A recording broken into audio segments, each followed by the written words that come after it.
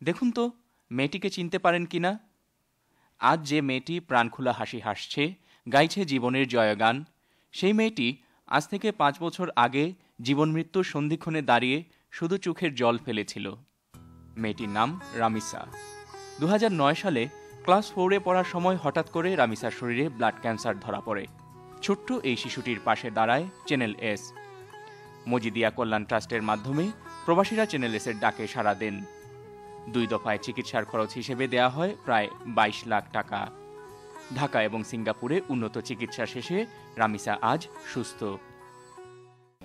মজিদিয়া ট্রাস্টের মাধ্যমে চ্যানেল এসের যে ভালোবাসাটা আমি পাইছি, তার লাগে আমি আমার লাইফটা আগের লেখা নর্মালি ফিলিং করাম।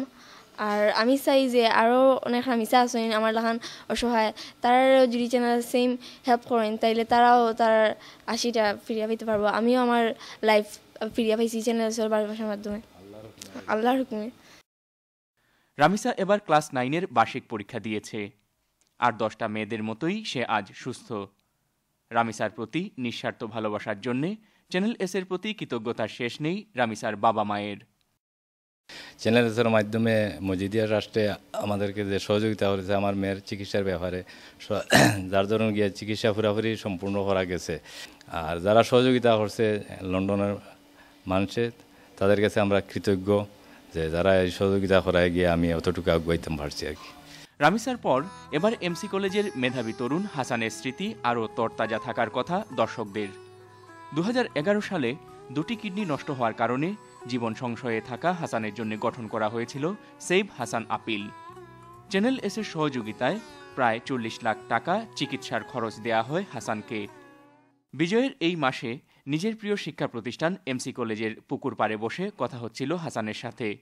তিনি জানাচ্ছিলেন তার সেই সময়ের দুঃসহ দিনগুলোর কথা। আমার লাইফটাই আসলে চেঞ্জ হয়ে গেছে চ্যানেল আসার কারণে। কারণ আমি প্রচণ্ড খুব বেশি অসুস্থ ছিলাম। বিছানা থেকে নিজে নিজে ওঠার মতো ক্ষমতা ছিল না, কারো পায়ে হয়তো পরে ভর দিয়ে তারপরে উঠতে হয়েছে। এখনও হাসান পুরোপুরি সুস্থ হয়ে উঠেননি, কিন্তু যতটুকু সুস্থ আছেন তার জন্যে চ্যানেল এস এবং প্রবাসীদের দানশীলতা কৃতজ্ঞচিত্রে স্মরণ করলেন হাসান। আজ একা একা হয়তো নিজের কাজ নিজেই করতে পারতেছি একমাত্র চ্যানেল এসের কারণে। কারণ যখন আমি অসুস্থ ছিলাম টাকা পয়সার অভাবে আমি ট্রিটমেন্ট করতে পারিনি। এখন এই সহযোগিতার কারণে, তাদের সহযোগিতার কারণে এখন আমি নিজের ট্রিটমেন্টটা ভালোভাবে করতে পারতেছি। অবশ্য এখন চ্যানেল এস যখন আমাকে সহযোগিতা করেছিল তখন আমি ইন্ডিয়াতে গেছিলাম ট্রিটমেন্টের জন্য। তখন আমি ওখানে যাওয়ার পরে আমার বাবা মারা গেছেন, ওটা অনেকেই জানেন। আর যদি আমার বাবা আমাকে এইভাবে সুস্থভাবে দেখতো তাহলে হয়তো অনেক অনেক বেশি খুশি হতো। শাহজালাল বিশ্ববিদ্যালয়ের মেধাবী ছাত্র অপু কিংবা কুলাউড়ার প্রতিবন্ধী কলেজ পড়ুয়া তরুণী ফাহিমাদের সাহায্যে সবসময় সাড়া দিয়েছে চ্যানেল এস। হাসান, রামিসা, ফাহিমাদের হাসি ফোটাতে মূল ভূমিকা রেখেছেন চ্যানেল এসের দর্শকরা।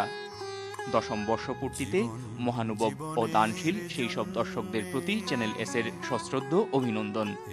একজন হাসান কিংবা অপু অথবা রাইসার মুখে যখন সুস্থতার হাসি ফুটে ওঠে, অথবা ন্যাশনাল হার্ট ফাউন্ডেশন থেকে যখন একজন রোগী সুস্থ হয়ে ঘরে ফিরে, কিংবা প্রতিবন্ধী হাসপাতালে বসে যখন একজন প্রতিবন্ধী জীবনের নতুন স্বপ্ন দেখে, তখন চ্যানেল এসের রিপোর্টার হিসেবে আমি এক অন্যরকম আনন্দ অনুভব করি। এই অন্যরকম আনন্দ অনুভব করেন চ্যানেল এস পরিবারের প্রতিটি সদস্য। Moinuddin Manju, channel S news, Sylhet.